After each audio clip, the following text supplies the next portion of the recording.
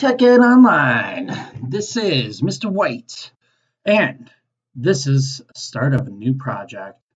This could be a part one of a two-part project. Depends how long or how much footage I get. I'm aiming these projects and cutting them at about 45 to 50 minutes before I'll tag that on to the next week and make it a two-part series. But anyways, what we're going to do, this is tailored towards woods. In my woods class, one of the last projects you were going to do was create a nightstand. And the reason why that's important and the reason why I'm going to do that project for you here in this video is because the nightstand is a great introductory to cabinet making. Cabinet making is a very skilled and kind of difficult area in woodworking, but it's important, especially if you want to build your own things and build your own projects. However, there's some simple components that basically are the same throughout all cabinets that are made. One of the things are the casing, the kind of the shell of the cabinet, and then there's the face frame, which is more of the trim and decorative look that you see. And then there is, of course, there's a top, and then there's drawers or doors. All right. The top can vary. So I might do it with just regular wood in this project, or I might put a slab or something on there just to show you. Of course, you can trim it out. You can give all kinds of decorative looks to it, all these different things. So we're going to go through some stuff. I'm going to show you my design on SolidWorks. I'm not going to design it on SolidWorks, so don't worry there. But I'm going to bring it up so you can see, what I did to design it first before I ever even went into the lab. We do SolidWorks so that we can kind of foresee any potential issues. And you can also kind of create a prototype or a model, even though it's digital, but something that you can see. If it's something that you need to model and touch, we have 3D printers. So from SolidWorks, you can save it as an STL file, send it over to the 3D printers, and then print yourself out an exact proportionate to scale replica or model or prototype, as they say. So those are there for you. You got to use those in advanced woods and metals. My screen dropped out there, so I'm just going to close this out. It does that on this Screencastify software, but I'm just going to show you what I have here for SolidWorks. Just the three components. I'm not going to show you everything. I have every part made and designed, but let's start off with the first thing. And the first thing we're going to make is the casing. Okay, the casing, how we're going to make that is, let me blow this up here for you, is right here. I have all the parts of the casing that I'm going to make represented in this drawing that we see. Sorry if that's not there. Zoom in a little bit. I also have them labeled with a letter. And then on the corresponding letter, I have a parts list, which parts lists are really important when you're building something with a lot of components. But this way I can look at it. I know exactly how many you have to make. When I go into the lab and start making these, I shouldn't be doing a lot of thinking. What I mean by thinking, of course, I got to think to perform tasks, but I shouldn't be doing a lot of the designing and, guesswork on how I want this to be built. This is what we do in the SolidWorks. So I can see that this is my casing right here, an isometric view. All right. We also have an orthographic view, which gives you a front, a top, and a side. Now look at these, it can get confusing, especially with a lot of different parts, but if you look at the front part and then you refer to the isometric part, you'll be able to make out, what you're looking at, and you should be. If you study it long enough and start looking at things, you'll start to be able to differentiate between these leader lines and dimension lines as from the real lines or the parts of the design. So my casing here is great. My overall dimensions is 11.75, 11 3/4. So not very wide, but that's all right. And then it is 22 inches tall. Its depth, if I look at the top part up here, is 10 3/4. It's not exactly square, It's a little bit wider than it is deep. But those are my overall dimensions. So I can take out a tape measure and look and see that, all right, this is, I can tell how big this is actually going to be. What I'm going to make these out of, which it doesn't really say, but a lot of cabinets, the casing is made out of certain types of plywood. Now, I can make this out of hardwood, as we learned about, and glue this up and do a bunch of glue up, and that's perfectly fine. There's nothing wrong with it. In fact, that's actually cheaper to do that than it is to get plywood that has a nice oak veneer, which is a thin layer of oak that they put on plywood, which the plywood is more cheaper wood material, so it's stronger. It looks fine. It's consistent. That's kind of one of the bigger things, is it's always the same.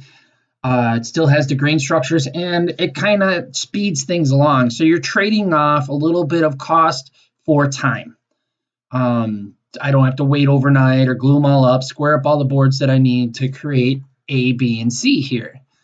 So I'm going to use plywood. I'm going to cut them with the table saw. I'm going to create, if you look, there's little rabbets on the ends, and then there is also dados on the ends. And then there's also a really thin rabbet all the way on the back side, which we'll get into all the intricacies of this, the casing, as we start to put that together.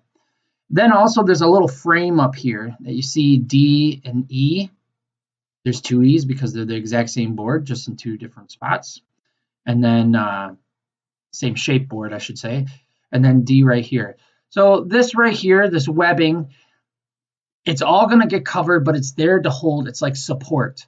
Now, I didn't want to use my plywood. I could have just put a piece of plywood up there, but that's a lot of waste. Okay, I could use a thinner or smaller piece of board that I could find in scraps from maybe my plywood cutoffs and just create this frame, and it's going to do just as much work as it's doing right now as if I used a large piece. Okay, so I want to build this. I'm going to have to build the case sides, A and B, the right and left case side, and then C. Those will all be pretty easy. The grooves I'll have to set up and get those cut, and the rabbets. And then these small boards, that'll be pretty simple in itself. So this should get put together pretty quickly as I get rolling and get kind of all laid out with all my stuff.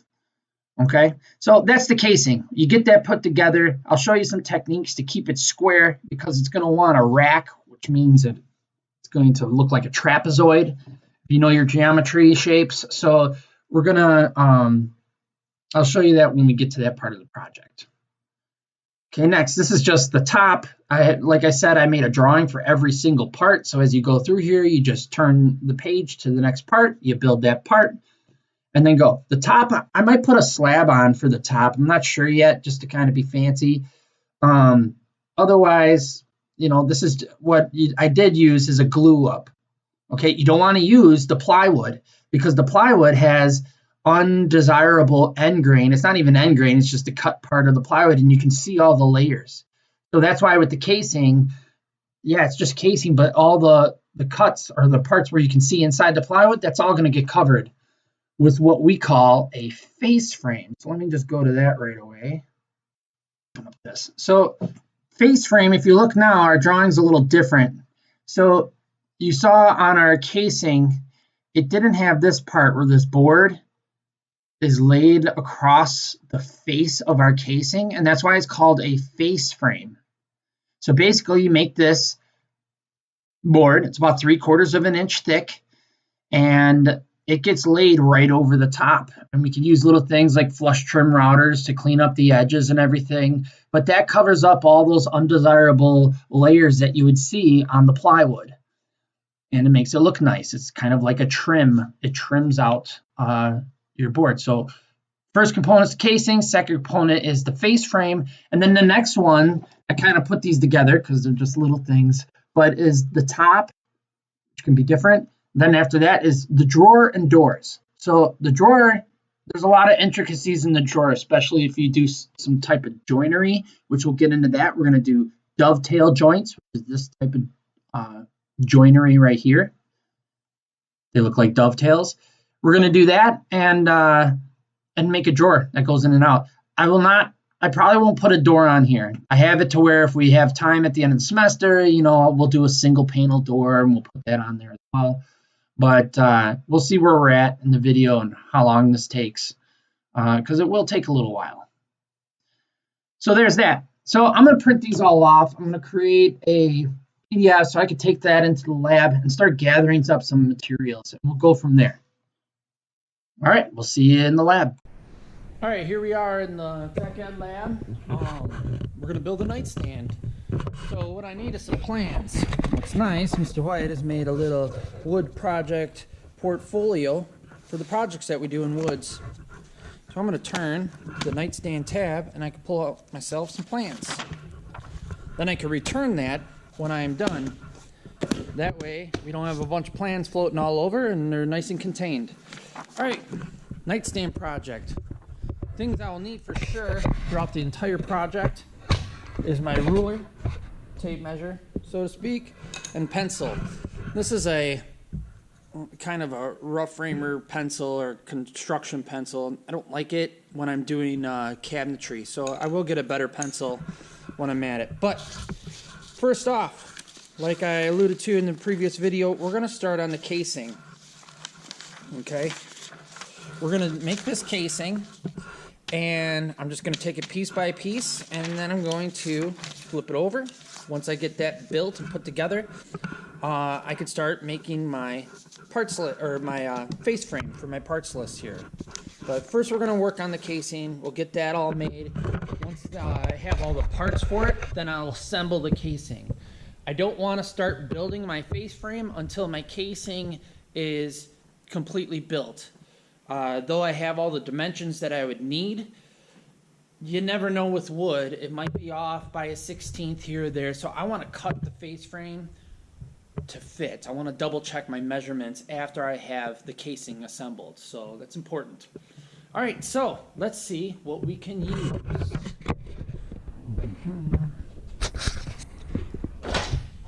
Looks like here is some right here.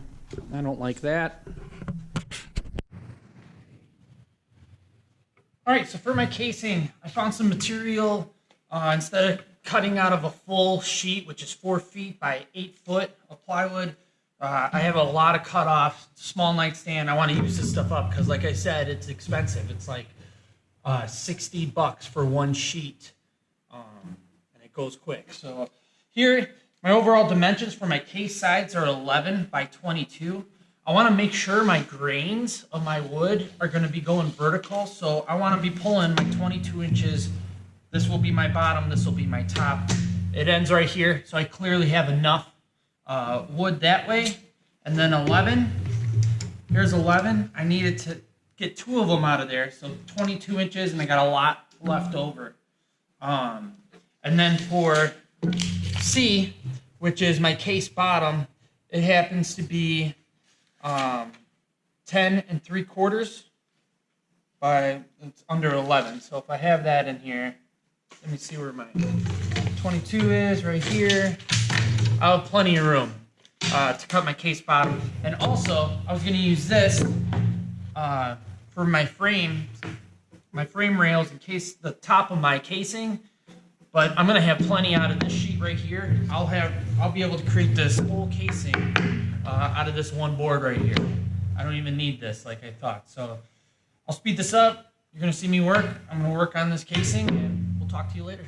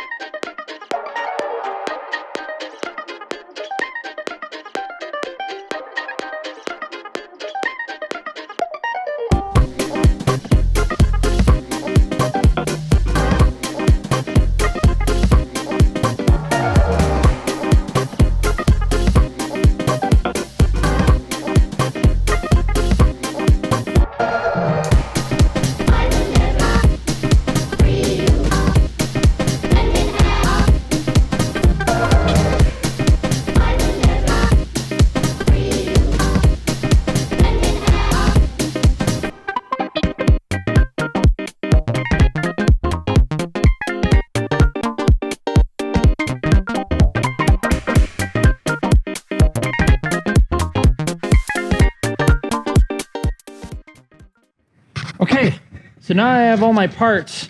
On my plans here, there's some things I need to pay attention to. And remember, I was talking about these grooves. There's a 3/4 inch, 0.75 inch groove right here that goes 3/75 or 3/8 of an inch, which is half of 3/4. So right in the middle, this groove right here, shaped like that, gets cut right alongside, all the way across right here on one of these case sides, actually both of them. And then up near the top, we have another groove set the same depth, but this is actually called a rabbet when it's on the groove that's on an end board. So that'll be like that. It's kind of the shape we're getting right here. So I got to cut those on both my casing, so I have to set up the table saw for that. So we still have to do that before we put it together. And then also on my case, the top part of my casing, I have these boards, which basically are going to go like this, like this, like this, like this, like this, creating a rectangle shape. Basically the same as my bottom, only I'm not using nice plywood for that. I'm just using some cutoffs because it's going to do the same like I mentioned. But we got to figure out how we're going to connect these together.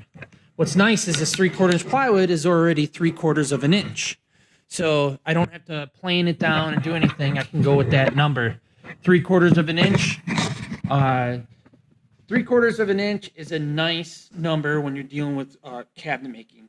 1/2 inch is a good standard. 3/4 of an inch is a good standard. I like doing 3/4 of an inch because it's easier to work with. You have a little bit more room. The thing is when you add thickness to wood, the volume greatly increases, so the cost greatly increases as well. So there's just things you got to keep in mind. This will all be 3/4 of an inch for most of the thickness on all of my parts. Okay, so I need to put that together, and we'll introduce another tool to show you how we're going to do that. First, let's go over and cut our grooves out. All right, here at the dado table saw, this side or this table saw, I like to set up and use for cutting dados, okay, or grooves that are like 3/4 of an inch. So what I mean is we can actually take multiple saw blades, or dado blades they're called, and put them in combination to create a desired thickness. So typically a regular blade is about 1/8 of an inch for cutting wood. That's called the kerf. That's the thickness of the blade. And that kerf, here I have it set, might be hard to see there, but I have it set where it is 3/4 of an inch from outside to outside. Okay, it's hard to see there, but it's there. And I tested it, and it cuts that deep. So now that that's set at 3/4, I know that my plywood is 3/4 of an inch thick, so that'll be good when I create a groove. This will slide right in there. But the other thing I need to control is its height, which will control the depth of the cut, which I mentioned earlier is 3/8 of an inch. So right now I'm just have it sticking up really tall. I can show you here while we're looking. A dado blade is not the same as our regular table saw blade. So I have a box underneath the table saw where we have, here's an example of our regular saw blade. This one's kind of trashed, but I still keep it just to show for demonstration. But this is a regular table saw blade that we have.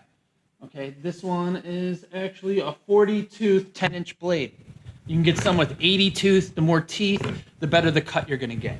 But these are nice blades by the saw stop here. And then also, if you can look at the difference, here we have our dado blades. Less teeth, but you can see they're a lot smaller than the other ones. Okay, these have to be quite strong. They're thick, they're heavy. There's less teeth because you're adding a ton of teeth as you add more blades to it. So this machine has only so much power. You don't want to take away the power by having, 7 or 5 80-tooth blades on there. It's going to require too much work. All right. So, anyways, I put these. This is an 1/8 inch, and then I have other inserts that you stack in combination. You don't want the teeth touching. But you basically put them like this on the arbor of the table saw. Some of them are a little thinner. some of them are a little thicker. So there's 1/8 inch ones and there's 16th inch ones. So just so you know, that's how you can cut different size grooves depending on what your project is. All right, so now what I'm gonna do is I'm gonna set this up, get it to the right depth, and I'm gonna cut my rabbets and my dados, and you can watch me do that.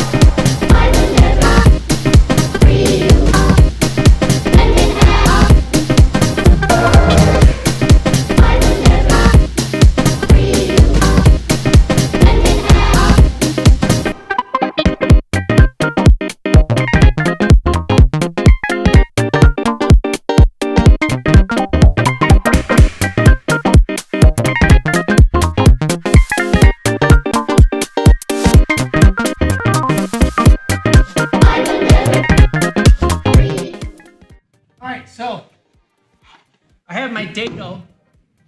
Dados go across the grain. Grooves run with the grain. And then things on the end like this, it's called a rabbet. I don't know exactly where that came from, but you can look that up. I have those set. That's great. You gotta make sure you're on the correct side of the board. Once you start making these, it matters if I put the groove on this side or this side. You wanna make sure that you're on the inside and the correct side. So you might have to flip things around because you're mirroring this one to this one. Can't make them exactly the same. And that goes especially for our last cut that we need to make here is this groove that goes along the whole back side. It's only an eighth of an inch. I'll check the plans, but it goes along this whole back side, and what that does is it allows a case backing to get put onto the back. All right, it's kind of the last thing that we do. I'll show you that later. I didn't mention it yet, but that groove needs to be there so that it sits flush and covers the hole in the back, basically. So I'm going to set up the saw for that. Make sure you're really careful, okay? When you're using a miter gauge, you can't use the fence. You just can't. That'll create a kickback. One of my students doing this exact thing last year experienced a kickback. You don't want that to happen. It was a scary situation. Fortunately, nothing happened, that was long lasting. But basically, you cannot use the fence, and the miter gauge at the same time.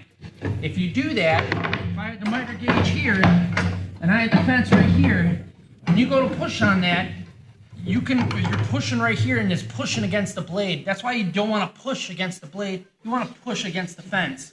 So when you get about here and you're pushing against the blade, it can cause a kickback and this thing can turn or twist on the blade. You just don't want to do that. It's one or the other. And for cross-cutting, you have to use a miter gauge. That's what this is. You could change the protractor on it to whatever angle so you could do things. And I could put a groove down this board, like that, and create a groove at a 45-degree angle if you want. Okay? So you just got to be careful. In order for me to do this, I had to remove the blade guard, the blade splitter, the pawls that stop the board from kickback, as you probably all are familiar with. So you got to watch out, especially when you're done cutting. That thing's spinning and it's an exposed blade here. This will not feel good, okay? You got to be very careful doing this kind of operation, all right? And specifically, if you are, I need to be right next to you so that I can help you. All right. Right now I'm going to move forward. I'm going to set this up, create a groove, speed it along here, and we'll move on from there.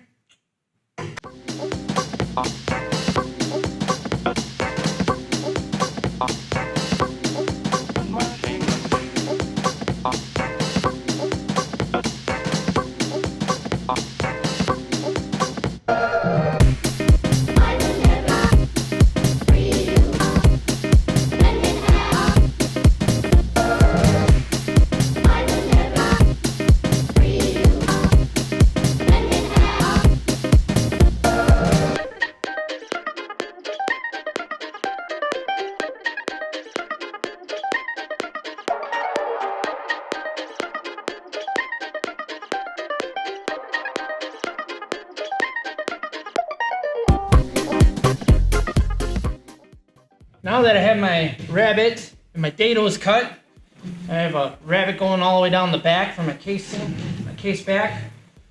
I can put this together a little bit. It fits nice and snug in here. A little loose, but that's okay. That'll allow us to square it up. What I meant earlier about racking, this is racking where it racks.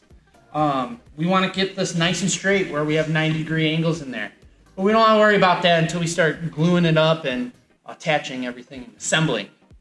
Next thing we need to do is create this top part. But basically, what we want is the longer parts to be going this way. Those are called the stiles. And then we want the rails, which are the cross part, like a railroad track, to be going this way. All right. If my measuring is nice and precise, accurate, when I attach these and put this in, it should hold this all square. Might have to move it a little bit. It's moving out down here. But I'm going to show you a new tool that you've probably never seen before. It's one of my favorite tools to connect all these very easily. Okay, so we'll do that next. All right, welcome to the magnificent Craig jig. Only $300 for a complete set. The Craig jig allows you to attach a lot of wood together very efficiently with nice, clean holes, basically. At the right angle for creating butt joints, and then you can screw them together. So cabinetry, joinery is like a whole nother realm of cabinetry, and we're just going to be slightly skimming the surface with what we do here. So there's a lot of creative ways using routers and different things to create interlocking joints so that things never move. For this cabinet, I don't think it's very necessary, so we're going to use a Craig jig, which allows you to butt wood together and then allows you to screw them together pretty efficiently. So I'll show you here. I'll show you the case. There's a lot of different attachments. This actually is a number of different jigs that we're going to be using it for. For us, we're just going to be using it to create our angled screws to screw into, but it has these for creating pegged shelves so that you're consistent all the way down. This is just a jig or a type of gauge. And then right here, this is for an attachment to create special holes in combination with this for certain types of hinges, self-closing hinges. Yeah, things that we're going to be using is one of these guys right here. And then we'll be using this right here, this girl right here. And then, I don't like having a big, huge piece here. It's nice too, it comes with a clamp that you can clamp things at 90 degrees. That helps. We might use that later. All right, and then I have one of these, which are important. So I'll show you how that rolls.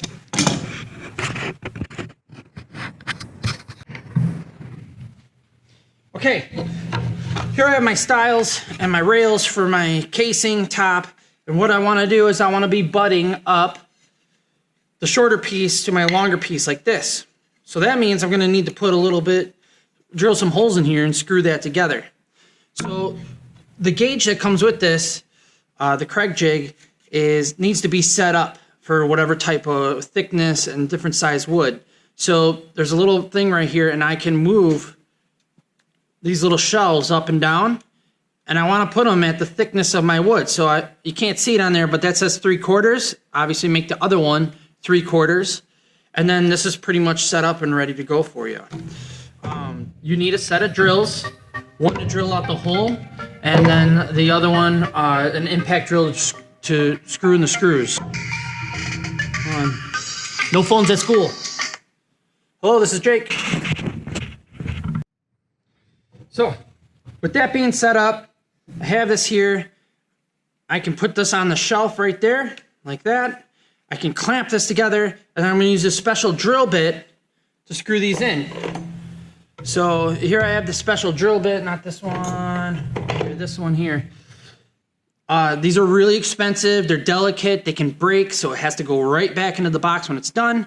But there's another gauge on here that you have to, another setting, and you have to turn this collet with an Allen key and set this collet to the thickness as well. I have it already set to 3/4 of an inch.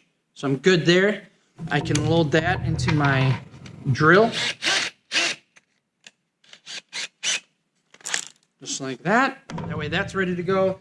On this one too, there's a special bit that goes with it. It's long, so there's no weird shapes getting in the way as you drive the screw in. And that goes into my impact drill. Like that. Should spin straight. Okay. And then I have certain types of screws, Craig screws to go with that as well. Okay. All right. So now I'm going to set up this vise and I'm going to go to work.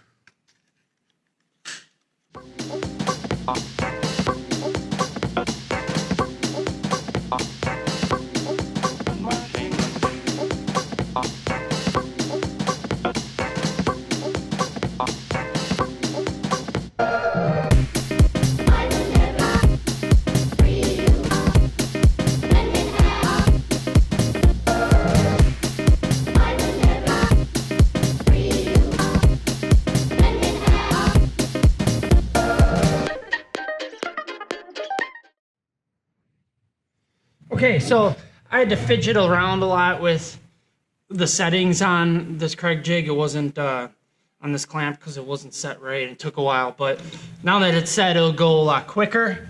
Also, I forgot to mention, we're going to be adding glue. Whenever you have any kind of joinery or wood meeting wood that's going to be permanent, it's always a good idea to put wood glue there. It helps just make a stronger joint. So make sure you do that.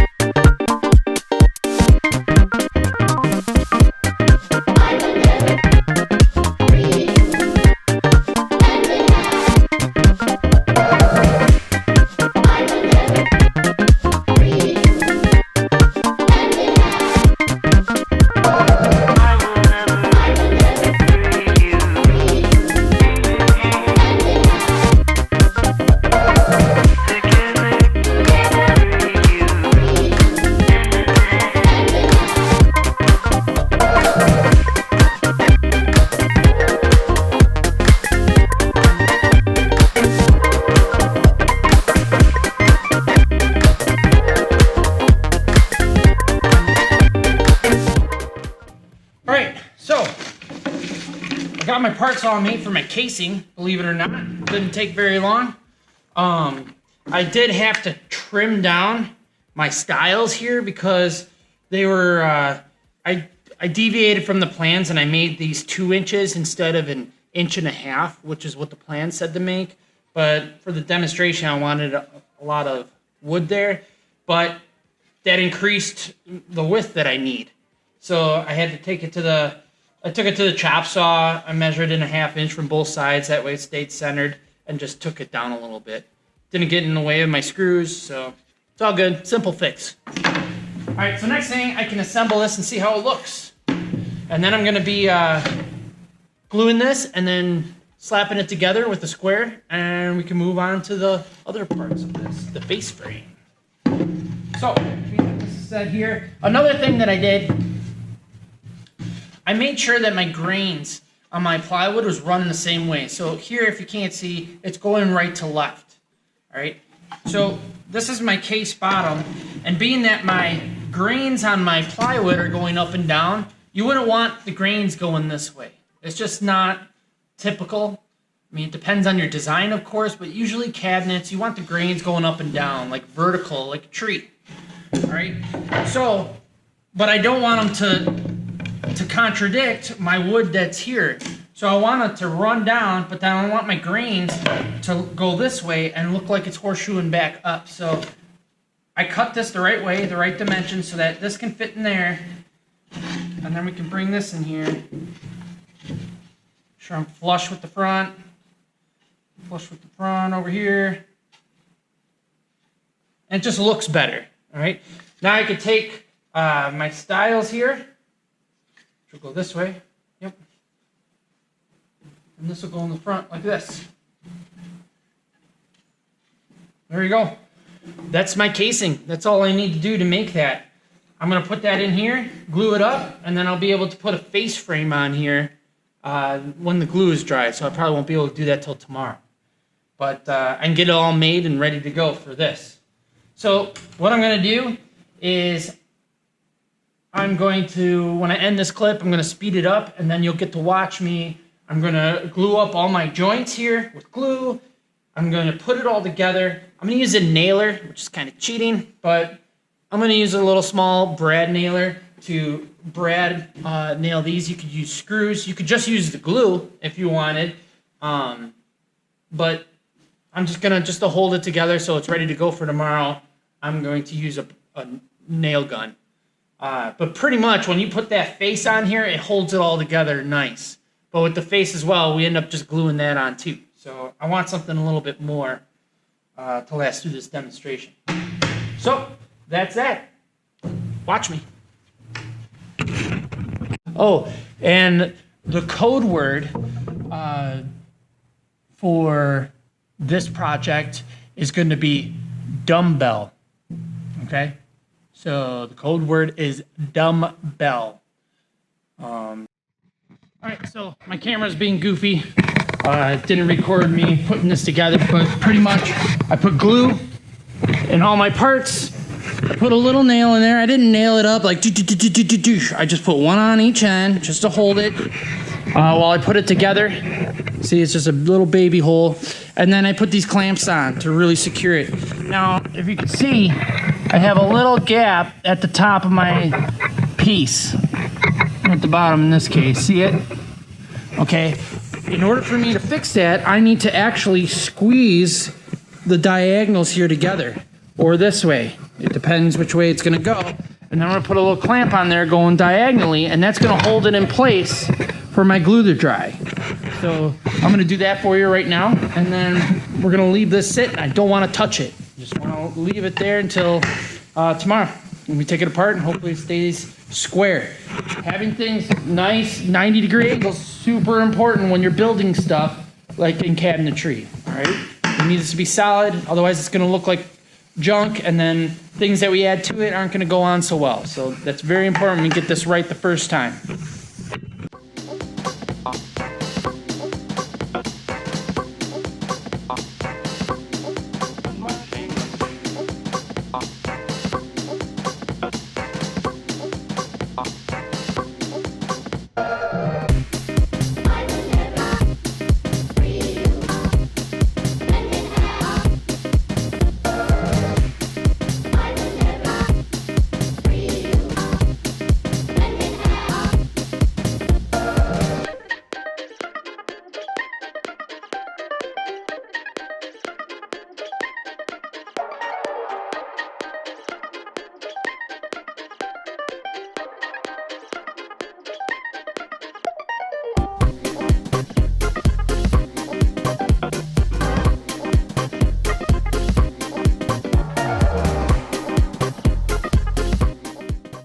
All right, there you have it. All clamped up. More clamps is better than few clamps. And we have this right here. Nice and square. All right, so that's ready to go. Now I'm gonna work on my face frame, which I'm gonna be using hardwood. I'm gonna use white oak. I forgot to say this is white oak veneered plywood that we're using. but I'm gonna use some rough lumber and square that up, go through the squaring steps, and then get them to my actual desired dimensions. And then I'll use the Craig jig, glue it all up, put it together, and let that sit overnight. And pretty much that'll be ready to go for us tomorrow. I'm not gonna work on the top. Actually, I could glue up the top too. That way I'm not gluing up anything. And the drawer is gonna take a while, so I'll do the drawer. But all right, that's that. Face frame. All right, so for here, did the casing. That's all done. I'm done with that part of the plan. I can refer back to it whenever. But now I can turn to the face frame part. Now, each one of these pieces is represented and it has its own page in the plans, but I can get all my numbers and stuff just from the overall drawing of the face frame. So I just use that. When I look at my parts list, I have 2 face frame styles. That's F, that's 2 longer part. It's like a railroad track, because I have 3 face frame rails, which are the crossbars that go across the way. Okay? So basically I have to make 2 parts, just multiple, copy and paste a few. So I have 3 parts, which is G, that need to be 7 3/4 inch long. We're gonna make these 2 inches wide. All these are gonna be 2 inches wide. And then that's 3 of those.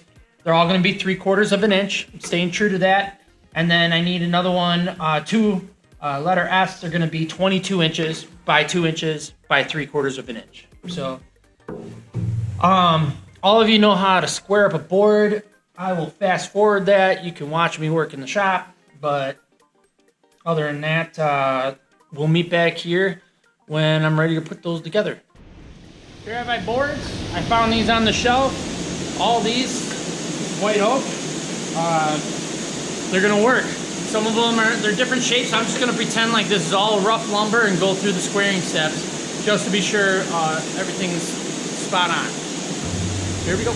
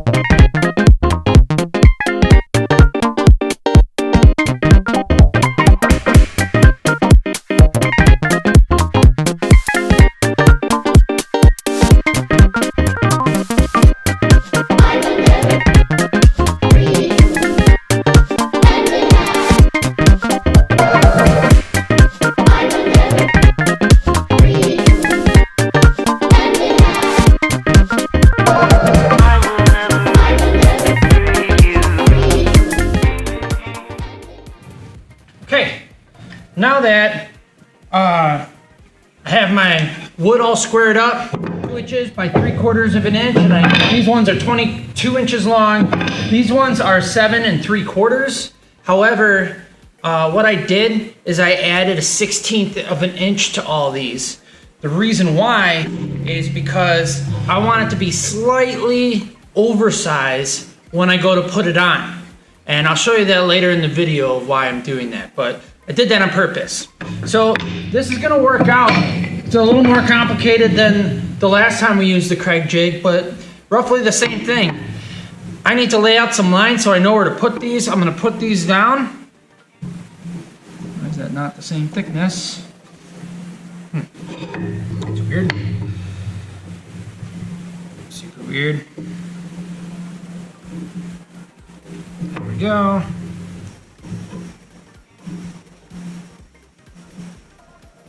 And let's glue it on here, like that. Alright. Not the same. So roughly this is how it's gonna go. So